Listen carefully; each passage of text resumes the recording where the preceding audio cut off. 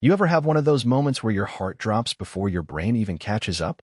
That was me, sitting in my office cubicle, trying to choke down a protein bar while sifting through end-of-quarter reports, when I got a ping from the Tesla app. Motion detected in passenger seat. I paused, thinking maybe a squirrel somehow got in again. Wouldn't be the first time. But then I remembered, the car was supposed to be in the garage. My garage, which was locked. While I was 30 minutes away at work and my wife, Candace, said she was working from home. Keyword, said. Now, here's the thing about being married to someone in the modern age. You don't just trust your gut anymore, you trust the cloud. So I clicked the video thumbnail, and up pops this beautiful 4K feed straight from the Model Y's interior cam. And there she is, Candace, climbing into the driver's seat, makeup flawless, hair curled, wearing that peach blouse she only ever wore when she wanted compliments from strangers. She adjusts the mirror, says, "Play romantic jazz," and the stereo responds like some obedient butler. Then, and here's the kicker, the passenger door opens. And climbs a guy. Not me. Not her brother. Not even a friend I've seen around. This guy is younger, wearing cologne you can practically smell through the screen, and has the smug confidence of someone who's very comfortable in cars he doesn't own. They don't say anything for a second. Just sit there, real cozy, real familiar. Then Candace leans over and kisses him. Not a peck. Not a greeting. A full, slow, "this has been happening a while" kiss. And I just sat there in my ergonomic chair, staring at my phone like I'd stumbled onto a Netflix original. Except I was the idiot paying the subscription, the mortgage, the insurance, the car note, for someone else's drama. I didn't react right away. No slamming desks. No tears. Just recalculating. Like when your GPS gets confused and quietly adjusts your route. Turn left in 500 feet to Revenge Lane. I spent the next 3 hours at work pretending to care about ad impressions while mentally auditing every weird moment from the past 6 months. Like how she suddenly had evening yoga 3 nights a week. Or how she insisted I stop checking our joint calendar because she was trying to be more spontaneous. Spontaneous. Right. By the time I got home, she was already there, flipping through a Pottery Barn catalog like she hadn't just been swapping spit with Mr. Jazz hands in my car. I kissed her on the forehead and asked how her day was. "Oh, same old," she said, smiling. I smiled back. Same here. And I meant it. Because from that moment forward, I was no longer the dopey husband working overtime to buy granite countertops. I was a man with a plan. And the first phase? Get proof. Because no one, not even a smug, jazz-loving adulterer, gets the drop on me without a receipt. You ever try to act normal when you know your whole life's about to implode? That was me the entire week after the Tesla telenovela. Playing house with a woman who made out in my car and called it yoga night. I folded laundry. I cooked dinner. I even complimented her stupid throw pillows. It was like starring in my own Truman Show, except I was fully aware the whole thing was fake. The goal was simple: stay calm, stay observant, and collect more evidence. I wasn't going to go nuclear over one video. No, I needed the whole payload: texts, dates, faces, places. That way, when I pulled the trigger, it'd be biblical. Fire and brimstone in brunch attire. Luckily, I had help. My car. My glorious, snitching, Wi-Fi-enabled, satellite-linked vehicle. Tesla doesn't just drive itself, it also remembers everything. And because Candace is the kind of person who believes logging out is for peasants, she never once considered the digital trail she left behind every time she synced her phone with the car's Bluetooth. So here's what I did. I accessed the Tesla's trip history, which, by the way, is a total godsend for the suspiciously married. The logs showed several trips during yoga hours. Always to the same address, a condo complex downtown. Not exactly the hotbed of downward dog. Then I checked the call history. Tesla syncs your contacts, logs the last call, even saves your favorite contacts. That's where I found it. Dr. Martin, 5 calls, 48 minutes total. Cute, right? She labeled him like he's her dermatologist. I Googled the number. It wasn't a dermatologist. It was a marriage counselor. Our marriage counselor. Yeah, take a minute with that one. The same Dr. Martin we started seeing last year when Candace said she was feeling emotionally disconnected. The guy who told me I needed to be more vulnerable. The man who encouraged weekly check-ins and journaling. I wrote in that stupid journal every Thursday night like a chump, while this guy was out here writing sonnets with his tongue in the back of my SUV. I couldn't even be mad at that point. I just sat on the couch, journal in hand, and laughed for 10 minutes straight like a lunatic. If she walked in then, she might have had me committed. Probably would have made her day. I didn't confront her. Not yet. That's not how you win. Instead, I upgraded the house Wi-Fi. Not because I needed better internet, but because I needed stronger security cameras. I started syncing smart devices to the network she didn't even know we had. Every light switch, thermostat, speaker, all connected to a central hub. And I did it silently, methodically, like a guy preparing for a heist. And just when I thought it couldn't get more absurd, Candace came home one night glowing like she just found a cure for sadness. She poured herself a glass of wine and sat beside me on the couch, curled her feet under her, and asked me how I was feeling. "I'm good," I said. "You?" "I've been thinking. Maybe we should take a weekend trip. Reconnect a little." Now, if I didn't already know what I knew, that would have sounded sweet. But coming from her? It was comedy. She wanted a guilt buffer getaway. Something she could point to later and say, "See? I tried." I smiled and said, "Yeah, maybe a weekend in the mountains?" "Exactly," she chirped. "Just us in nature." Nature. Right. Probably hoping the bears would do her dirty work for her. The next day, I called Dr. Martin's office from a burner phone I had for work emergencies. I told his receptionist I was a prospective patient and wanted to learn more about his therapy style. She forwarded me a glossy PDF with all his credentials, testimonials, and, most importantly, his professional conduct statement. One clause stood out. Any intimate relationship with current or former clients or their immediate family members constitutes a breach of ethical standards and grounds for license review. Bingo. I printed it out, folded it, slid it into a manila envelope. Then I emailed myself all the Tesla footage, every romantic jazz session, every lip lock in my passenger seat. I even screen recorded the audio logs where Candace's voice said, "Set mood lighting," like she was starring in a rom-com produced by Satan. That Friday, she went out again, claimed she had a late client meeting. I watched her leave, waited 5 minutes, then tapped my app. The Tesla's live cam showed her in the parking lot downtown, stepping out of the car in a red dress she told me didn't fit anymore, and greeting Dr. Martin with a hug that was about as professional as a Vegas pool party. I saved the clip. Then I picked up the phone and made a reservation. Not for a hotel, for a venue. A big one. Because if Candace loved grand gestures, then I was going to give her a night she'd never forget. Happy birthday, sweetheart. Party planning was officially underway. The beauty of betrayal is that it sharpens your senses. Food tastes dull, people sound like static, but your awareness? Razor sharp. Suddenly, you're noticing everything, the way she chews her toast slower on Thursdays, how she never takes calls when I'm within earshot, the way she started double cleansing her face before yoga. Funny how your marriage turns into a crime scene once you know the perp lives with you.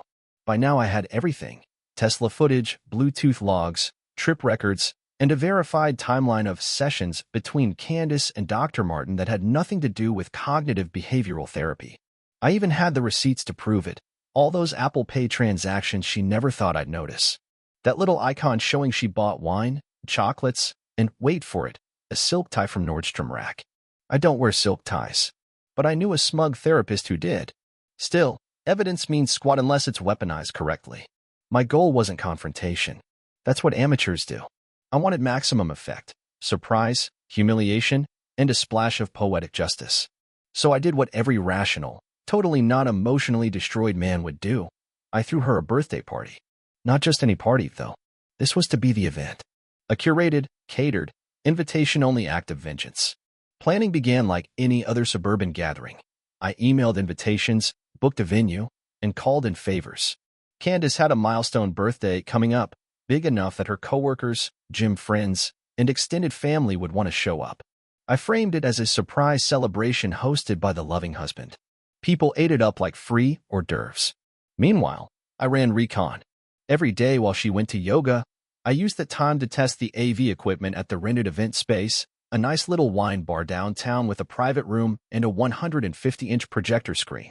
Perfect for, say, reviewing highlights from a certain Model Y surveillance footage. But a party isn't just about the guest list, it's about the mood, the drama. So I went full method actor on her. I played the doting husband, gushed over her new haircut, cooked dinner on Fridays, suggested we renew our vows. Oh, she ate that up, told her friends I was finally trying again, said the birthday party meant the world to her. I smiled. I agreed. I told her she deserved it. She didn't suspect a thing. She thought I was slipping back into the role of forgiving husband, when in reality, I was just tightening the knot. And then, like all good thrillers, the unexpected twist landed early. One afternoon, I got a call from an unknown number. I almost didn't answer, but something about the area code stuck out. It was the same district where Dr. Martin practiced. "Mr. Carlton?" a woman's voice asked. "This is Patricia Klein from the State Board of Behavioral Sciences.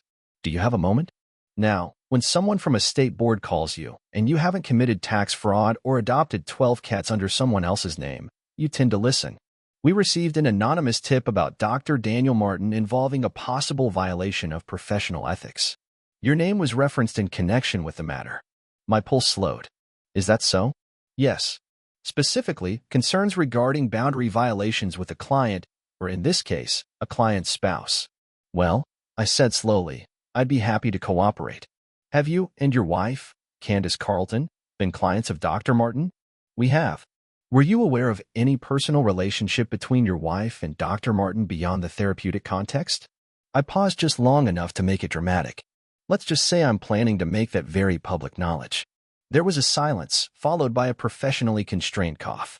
Sir, if you have documentation, the board would be very interested in reviewing it. I told her I'd be in touch. Then I hung up and sat back in my chair, grinning like the Grinch caught mid-scheme. At that point, the board wasn't even the real target. They were a warm-up act. My audience was still sipping lattes and RSVPing "can't wait" to a party that was less about candles and more about combustion. The final touch? I needed a title, something to set the mood for the big reveal. So I opened a new folder on my desktop, dragged in all the videos, and named it "Happy Birthday, Candace," the highlights reel. It was a cinematic masterpiece. A tight 7-minute montage set to romantic jazz. Yes, the exact same playlist she used in the Tesla. It began with her voice command, "Play romantic jazz." The music swelled as the screen filled with crystal-clear footage of Candace and Dr. Martin playing tonsil hockey in the front seat. Each clip transitioned with cheerful birthday graphics, fireworks, balloons, glitter text reading, "Love is honesty."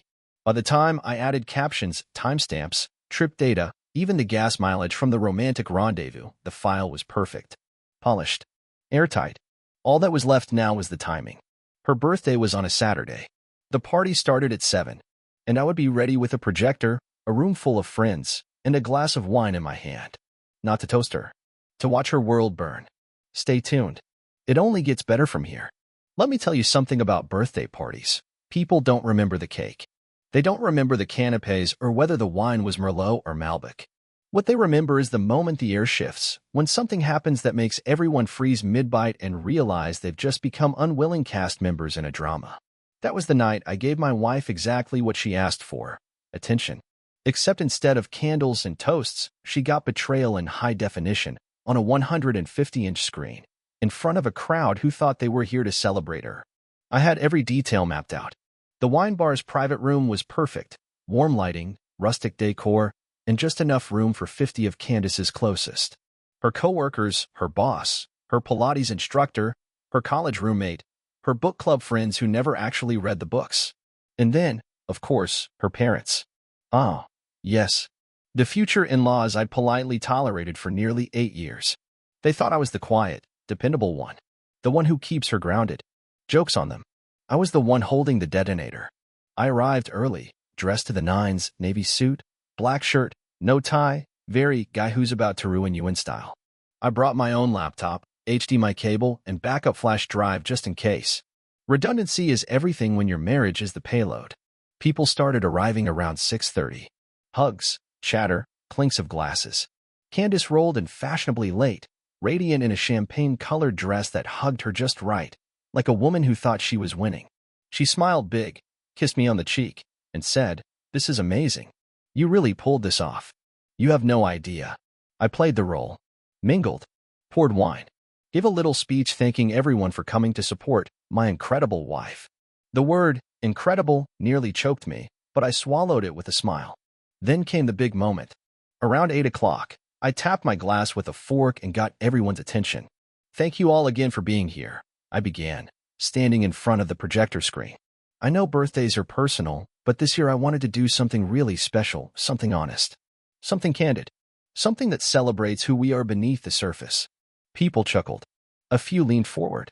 Candace, tipsy on her second glass of Pinot, grinned and said, "You're not going to embarrass me, are you?" I smiled. Just a little. Then I clicked play. The room darkened. The projector hummed to life. And there, on the wall behind me, lit up the first frame, the Tesla logo, followed by dashcam footage of Candace hopping into the driver's seat. The jazz started. People laughed at first. I even heard someone whisper, "Oh, is this one of those cute Tesla commercials?" But the laughter died the moment the passenger door opened and Dr. Martin slid into the seat like he belonged there. Candace froze. The kiss came next. Not a peck. Not "see you soon" affection. No, this was full-fledged, adult-rated passion. The room went dead silent, save for the speakers softly crooning Coltrane's sax. Then came the overlay I added. Thursday, April 12th, yoga night. The next clip showed a different evening. Same car. Different parking lot. Candace adjusted her lipstick in the mirror while Dr. Martin leaned over, brushing her shoulder with that familiar smugness. Another overlay. Monday, May 1st, late client meeting. And so on. Each scene was timestamped, GPS coordinated, and narrated via captions with subtle, sarcastic commentary like, "Mindfulness achieved, and therapy works wonders." Somewhere around minute 3, her boss quietly stood up and walked out. Her Pilates instructor followed. Candace's mother gasped loud enough to make a kid cry. Her father, to his credit, tried to turn off the projector, but I'd locked the controls. Candace stood rooted, her mouth slightly open, as if her brain hadn't quite caught up to the train wreck her eyes were processing. The blood drained from her face like she'd seen a ghost. I half expected her to deny it then and there, to say it was deepfake technology or taken out of context. But no, she just stood there, silent, staring. When the video ended, I stepped forward. "I wanted to thank Candace personally," I said, voice steady, "for being such a transparent person, for showing me what honesty really looks like. And to Dr. Martin, wherever you are tonight, I hope the Bluetooth was worth your license." Gasps. A few people clapped. Yes, actually clapped. Some out of awkwardness, others with genuine appreciation for the spectacle. Candace started moving toward me, her lips forming words that never made it past her throat. I raised a hand. "Don't," I said, calmly. "We're done here." Then I turned to the room. "Wine's still open, folks. Enjoy the night." And I left. I didn't wait for explanations, or tears, or for someone to tell me I went too far. Because that's the thing about betrayal. Once you've seen it in crystal clear resolution, there's no going back to standard definition. I got in my car, the same Tesla she'd turned into a drive-in movie theater, and drove home with the jazz playlist still queued.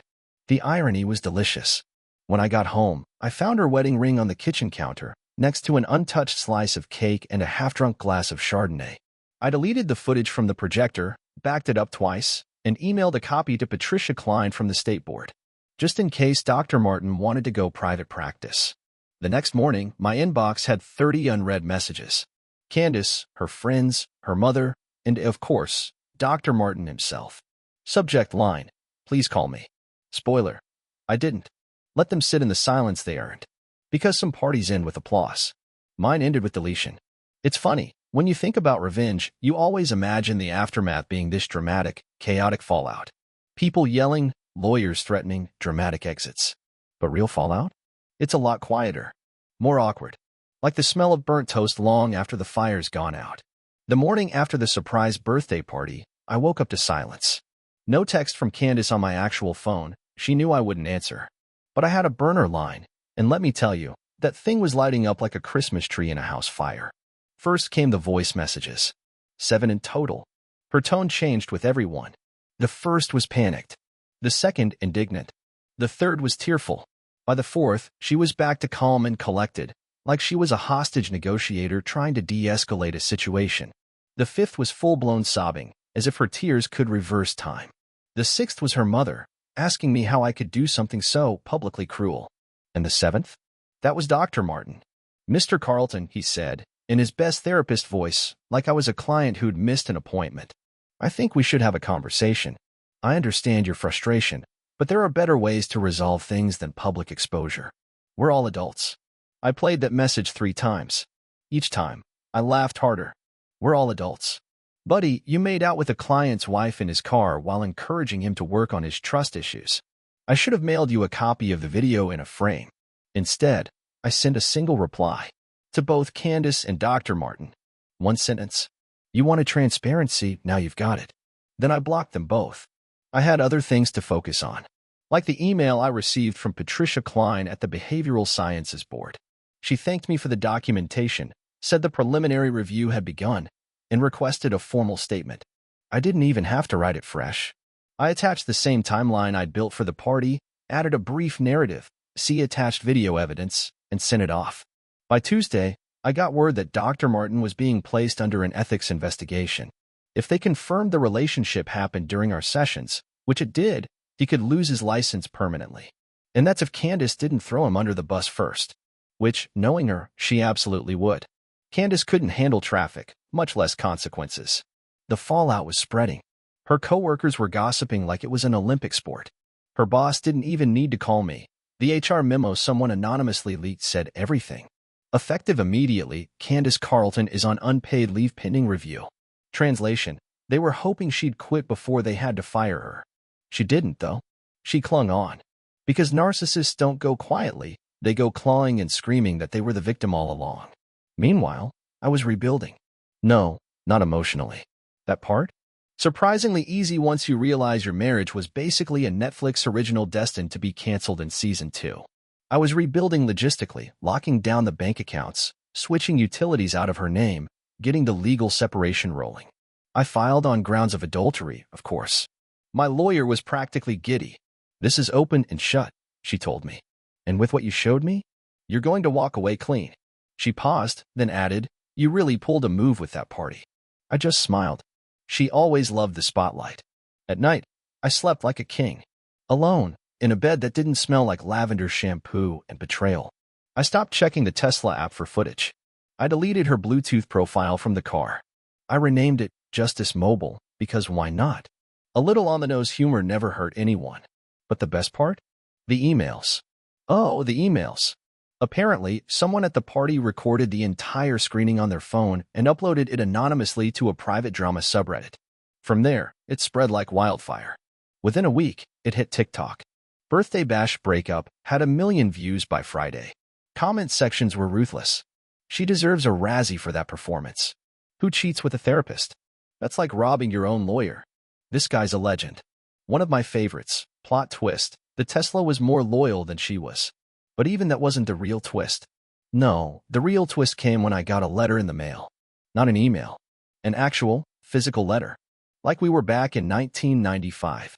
It was from Dr. Martin. Typed, single-spaced, on some pretentious heavyweight paper stock, like he was submitting his final essay for a PhD in manipulation. The letter was full of academic-sounding drivel, apologies, acknowledgments, appeals to empathy. He used phrases like therapeutic lapse in judgment and emotional transference. He ended it with, I sincerely hope you find peace and closure. Closure. That word again. Everyone wants closure when they get caught. So I wrote him back. One sentence. Closure is for people who didn't get the last word.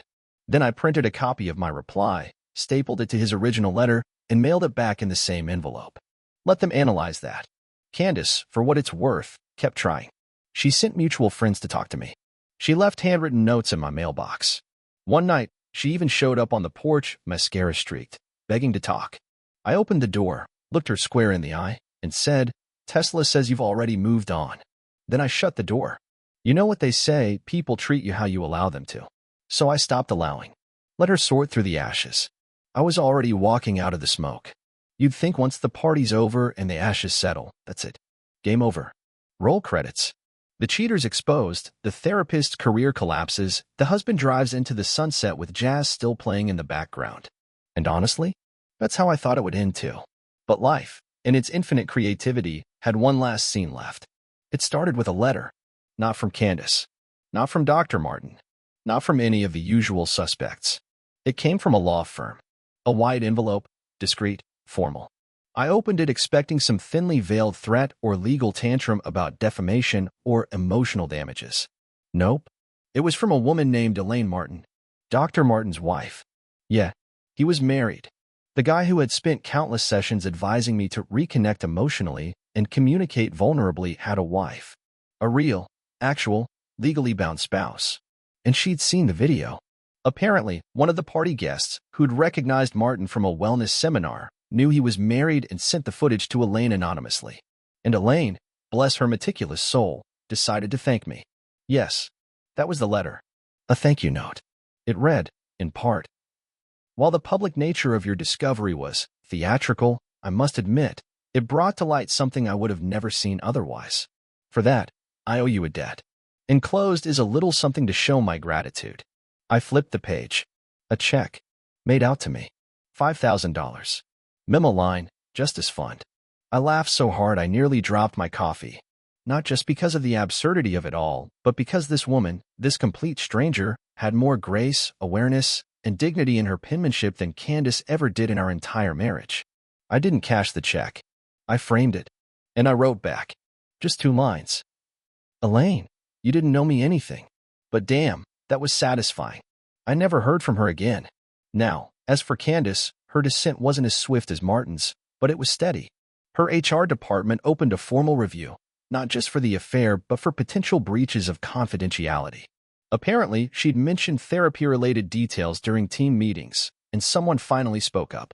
By the time fall rolled around, she was out of a job, out of her lease, and living back with her parents. The same parents who once called me too plain and safe.